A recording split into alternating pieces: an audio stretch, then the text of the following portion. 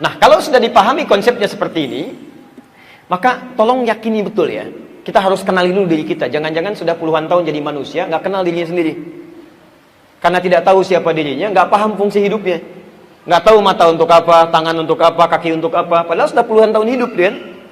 Antum yang urusan dunia yang tidak dihisab, antum pahami, Anda pelajari sampai sekolah tinggi-tinggi, S1, S2, S3, S-nya banyak sampai dingin gitu kan. Ada yang profesor, ada yang macam-macam. Tapi urusan kita sendiri yang dihisab, kita nggak pelajari. Ini yang bahaya gitu kan. Ini yang bahaya.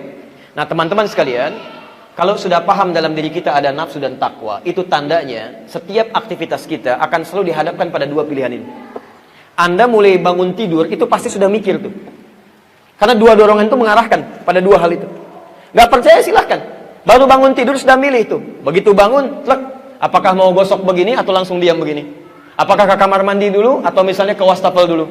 Itu baru bangun tidur tuh. Sudah pakai pakaian, milih dulu. Mau pakai baju yang mana? Apakah yang ini ataukah yang lain? Mau makan, milih lagi. Mau yang ini atau yang ini? Itu semua pengaruh ini, dua hal ini akan selalu bertarung. Imma Anda pilih yang baik atau imma Anda ikuti keinginan nafsu ini. Yang jadi persoalan, ini nggak ada masalah. Yang jadi persoalan yang harus kita kenali konsep yang ini. Sepanjang Anda kenali cara kerja nafsu dan cara untuk membahasnya, maka dengan itu akan lebih mudah kita mengendalikannya. Sekarang kita mulai kenali bagaimana cara kerja nafsu menurut Al-Quran dan kenapa dia diciptakan. Kita bisa katakan begini, ya Allah, kenapa engkau tidak ciptakan kami dengan takwa saja? Seperti malaikat misalnya gitu kan? Kan kalau ada nafsu kita punya potensi salah. Kalau begitu Allah ciptakan kami untuk berbuat salah dong. Bagaimana cara menjawabnya? Kita lihat uraian Al-Quran. Sebetulnya gampang ya. Kalau diciptakan takwa saja, kenapa harus saya ciptakan kamu? Gitu kan? Cukup aja malaikat, kamu gak usah hidup ya. Tapi kita lihat nanti apa perbedaan manusia dengan malaikat. Saya hapus ini boleh? Alhamdulillah. Tenang aja ya. Saya udah 2 kali kesini, alhamdulillah. Ya, sudah datang sendiri, terangin sendiri, tulis sendiri, saya hapus sendiri, ya masya Allah. Antum lihat aja lah.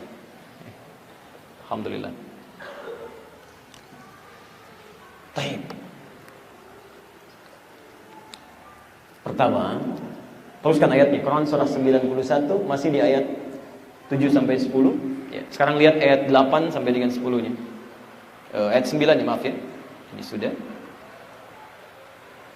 Ini sudah. Wa nafsin wa ma sawwaha fa alhamaha fujuraha wa taqwaha. Ketemu di situ. Sekarang lihat ayat 9-nya. Bagaimana cara kita memosisikan nafsu? Perhatikan. Fa alhamaha fujuraha wa taqwaha qad aflaha man zakkaha. Ini poinnya. Ini cara kita memosisikan nafsu. Qad aflaha. Jadi man zakkaha. Ini poinnya. Satu, kalimatnya menggunakan kata falah. Aflah dari kata falah, artinya tenang, bahagia, sukses, nyaman. Ini tenang, bahagia, cenderung sukses dalam beraktivitas, dan nyaman. Fokus. Man, huruf yang menunjuk pada orang tanpa batas. Jadi baik laki-laki, perempuan, besar, kecil, tua, muda, itu masuk kategori man sini. Seakan Allah ingin mengatakan, hey, siapapun yang namanya manusia, mau laki-laki, perempuan, besar, kecil, tua, muda, saya jamin hidupnya pasti tenang, bahagia, sukses, bahkan nyaman dalam menjalani kehidupan. Zakkaha, ini diterjemahkan di mushaf yang bisa menyucikan nafasnya, jiwanya. Masih ingat di nafas tadi ada apa saja? Satu ada takwa, yang kedua fujur, masih ingat ya? Saya mau tanya sama ibu deh bu ya. Sebentar. Kalau ibu mencuci pakaian,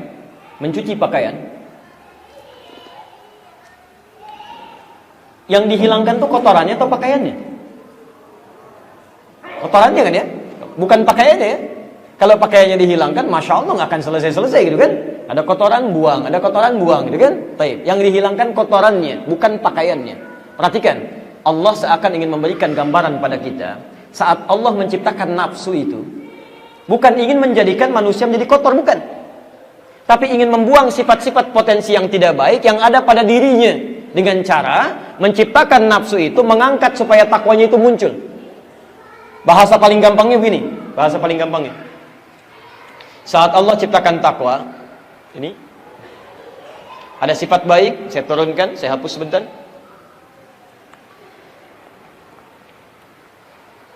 Saat Allah ciptakan takwa, turunannya misal ada jujur, ada sabar, ada rendah hati, kan?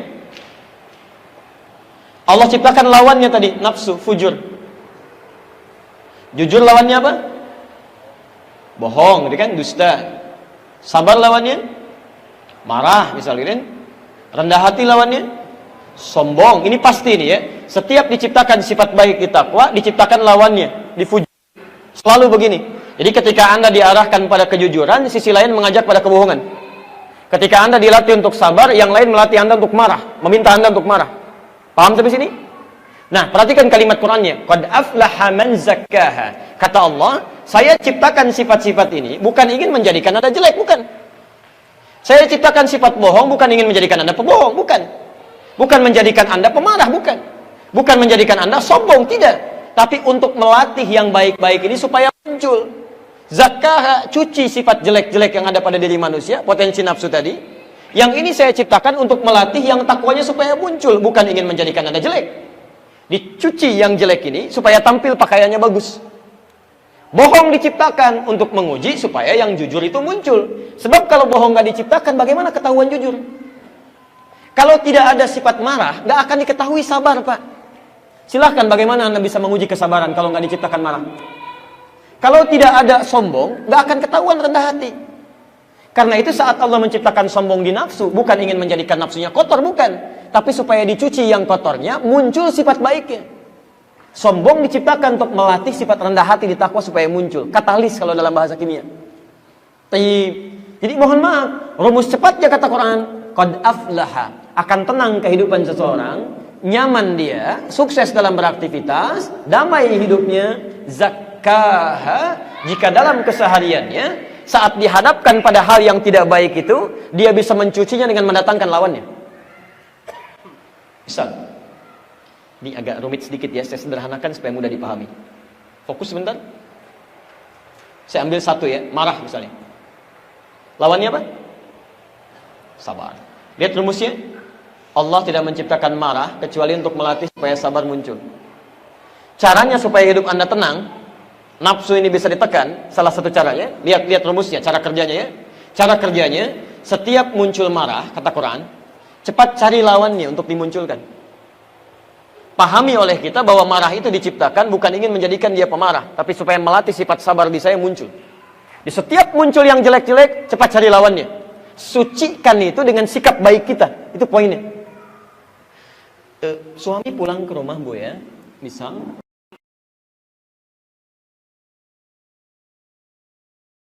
rumah marah-marah, apa salah orang rumah? Dan nunggu-nunggu ya 8 jam, 9 jam, anak mau main-main, tiba-tiba dibuka pintu, "Papa, diam kamu." Hah? Masya Allah kan? Datang istrinya, "Kenapa, Pak? Kamu lagi ikut-ikutan," misalnya gitu kan? Padahal nggak tahu apa-apa. Nah, saat suami masuk ke rumah dengan perasaan dan sikap seperti itu, dititipkan marah pada suami. Kalau konsep ininya mengatakan Allah menitipkan marah pada suami bukan ingin menjadikan suami pemarah, bukan. Tapi ingin melatih kesabaran pada diri ibu supaya muncul. Sebab kalau nggak dititipkan marah pada suami, ibu nggak akan siap dengan masalah-masalah, nggak akan muncul kesabaran. Jadi gampang caranya, begitu muncul marah, oh berarti ini sabar di saya yang harus muncul. Muncul marah di situ, Anda keluarkan kesabaran di situ, selesai masalah. Dan lebih ringan biasanya, lebih ringan. Ya. Halo, jelas? Nah, makanya itu insya Allah Bu, lebih nyaman gitu ya, lebih nyaman. Begitu suami marah, alhamdulillah, berbahagialah ibu. Ya. Artinya ada sifat baik di sisi ibu yang ingin dimunculkan oleh Allah supaya muncul. Biasanya kalau belum lulus pada ujian yang ini, maaf, itu akan terus seperti itu tuh. Allah menguji Anda supaya muncul sifat baik yang disiapkan menghadapi tantangan selanjutnya. Ke depan akan lebih besar lagi. Kalau Anda nggak siap dengan sabar yang kecil-kecil, Anda akan kecewa dan bahkan menyesal dengan persoalan yang lebih besar di hadapan Anda. Nggak siap nanti. Ya. Bisa-bisa ada yang pesimis, bisa-bisa ada yang bunuh diri, bisa-bisa ada yang macam-macam. La haula wala quwwata illa billah. Dan ini yang kita punya, maaf, di kepercayaan lain tidak ada konsep ini. Profesor Kato saat kami ke Tokyo, itu ada jurnal penelitian ditulis oleh Profesor Kato. Kata beliau, orang Islam itu lebih hebat dibanding orang Jepang. Orang Jepang itu sehebat-hebatnya bisa disiplin, kerja keras, rapi. Tapi kalau punya masalah, bunuh diri juga. Nggak ada konsep ini. Orang Islam tidak, bukan orang Indonesia ya, orang Islam. Ya, sana kasih banjir sedikit stres ya. Orang kita kasih banjir berenang, Masya Allah gitu kan. Baik, jadi ada poin-poin tertentu yang memberikan ketenangan dalam jiwa gitu. Jadi kalau Anda bisa terapkan ini gampang. Menemukan yang jelek, cari lawannya yang baik. Antum pulang ke rumah Pak, lihat istri cemberut misalnya. Masya Allah, cemberut, fujur nih. Cari lawannya. Apa lawan cemberut? Senyum. Berarti Allah titipkan pada istri saya cemberut supaya saya senyum. Selesai. Assalamualaikum. Kayaknya kenal nih. Siapa ya? Selesai itu. Udah cair pelan-pelan. Tapi kalau antum lawan dengan sesuatu, dengan nafsu lagi, dengan fujur lagi, nggak akan selesai. Kenapa kamu begitu? Emang kenapa? Nggak akan beres tuh. Ini sudah sampai kiamat kurang 2 hari, jadi aja begitu tuh. Ya. Ini poinnya. Begitu menemukan sesuatu yang tidak baik, cari lawannya yang baik. Ya. Memang tidak mudah ya, tidak mudah, tapi butuh praktek. Ustadz juga sama, mudah menyampaikan, tapi prakteknya belum tentu seperti kemudahan menyampaikannya. Makanya jarang ada ustadz ceramah bawa istrinya. Ini live yang saya nonton ya, Insya Allah. Baik. Ini konsep yang pertama. Pelan-pelan ya. Kita mumpung masih di dasar nih. Sebentar, paham sampai sini? Jelas ya? Baik. Saya pernah seringkali tampilkan kisah ini untuk memberikan gambaran lebih jelas dia. Ada seorang keluarga, satu keluarga saleh luar biasa, suaminya saleh, istrinya salehah, punya anak 3, sudah mulai besar-besar. Konsep ini dia pakai. Ya. Satu kali pulang suaminya ke rumah, dalam keadaan lapar luar biasa, lapar capek gitu kan, lapar capek. Istri punya kebiasaan makanan sudah siap, jemput di depan pintu, kemudian mulai dicium tangan suaminya, dibawa masuk gitu kan. Tapi kalau Allah pada saat itu begitu datang, makanan belum siap Pak, masih di dapur. Ya, begitu dibuka pintunya, suami yang datang, ya, dia cium tangannya, persilakan masuk. Kemudian suami tunggu di meja makan, mah tolong bikinin dulu pengganjal katanya. Ya, saya bikinin mie apa ya katanya, ya nggak apa-apa. Taib suami duduk di meja makan, ini kisah nyata ya, istrinya pergi ke dapur. Taib masak, dan sambil masak seperti itu dia bikinkan mie. Qadar Allah karena pikirannya bercabang, garam 1 sendok yang akan dimasukkan ke dalam sayur itu pindah ke mie yang 1 mangkok itu. Dia aduk, dan dia nggak sadar. Dia aduk aja gitu kan. Udah selesai, dia datang pada suaminya dengan penuh senyuman, dia katakan, Pak silakan katanya, untuk ganjal dulu. Suami alhamdulillah, begitu dimulai cicipan pertama, ada sesuatu yang beda nih. Segini aja lah, antum pulang nih dari kantor, capek luar biasa, lapar, dikasih mie, garam 1 sendok. Apa respon antum tuh? Masya Allah, oh ini lain. Tidak, dia lihat ini. Masya Allah, garam rasanya apa? Asin. Apa lawannya? Manis. Begitu dia mendapatkan sesuatu yang asin, dia cepat cari lawan yang manis. Maka keluarlah kata-kata yang manis itu. Dia panggil istrinya, Ma, sini sayang. Masya Allah, anak 3 sudah besar, manggil sayang. Istri kan lain kan? Masya Allah, lihat. Sini, duduk samping papa. Lama rasanya kita nggak makan berdua katanya. Masya Allah. Ini betul nyata gitu kan? Kalimat yang sangat manis gitu kan? Ayo, duduk sini. Lama rasanya nggak makan berdua. Duduk di sampingnya. Ibu bagaimana dalam keadaan demikian, dipanggil, suruh makan berdua, luar biasa panggilan sayang. Belum selesai, kalimat mautnya yang terakhir, sini papa suapin. Luar biasa gitu kan. Maka diambil kemudian mie, disuapi, istri sudah berbunga-bunga. Begitu sampai suapannya ke mulutnya, merasakan ada yang aneh. Ini ciri istri yang terbaik, luar biasa.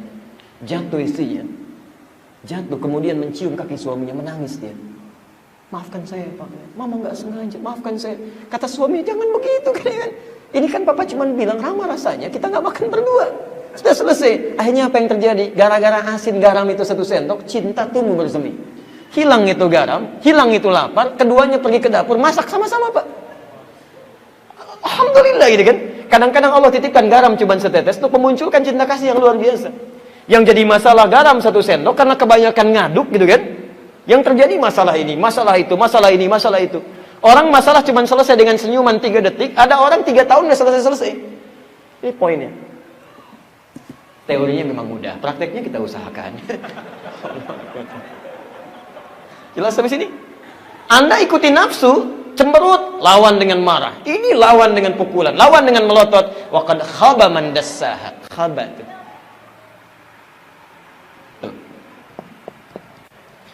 Haula wala quwwata illa billah. Khaba. Khaba itu bukan cuma sengsara, tapi nestapa. Ya. Sudah jatuh tertimpa motor, kan jatuhnya dari motor gitu kan, dia nggak naik tangga.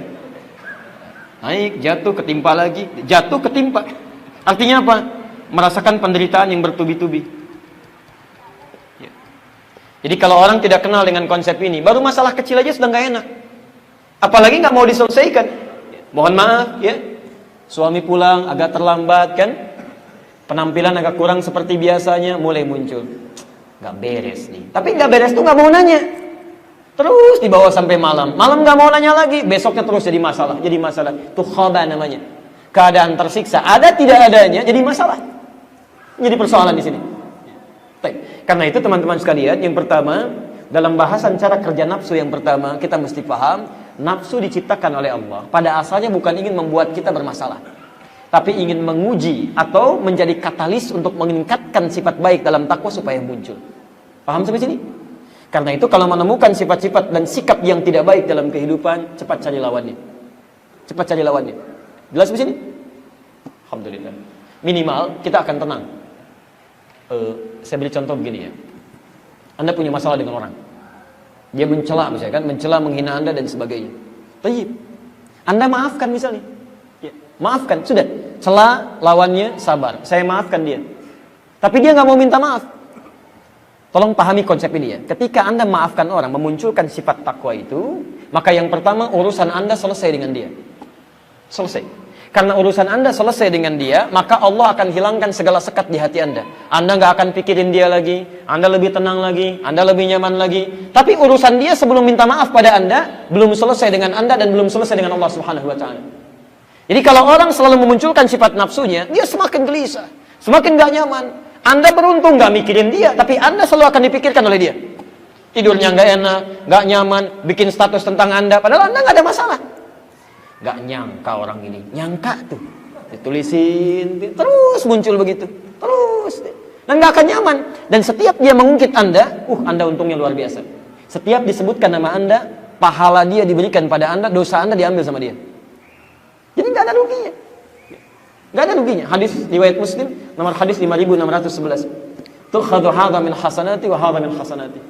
Kalau ada seseorang berbuat baik, kemudian dia mencela orang lain, misal syatama hadha, dia mencela orang lain, pahala salatnya seketika diberikan pada yang dicela itu. Fa in faniyat hasanatuhu, kalau udah enggak punya modal kebaikan lagi, diambil kejelekan orang tadi, orang yang dicela ini diambil kejelekannya, mohon maaf, ditimpakan kepada orang ini. Fatuliha finnar, maka dilemparkan dia nanti ke dalam neraka. Alhamdulillah. Jelas di sini? Nah, ini cara kerja yang pertama.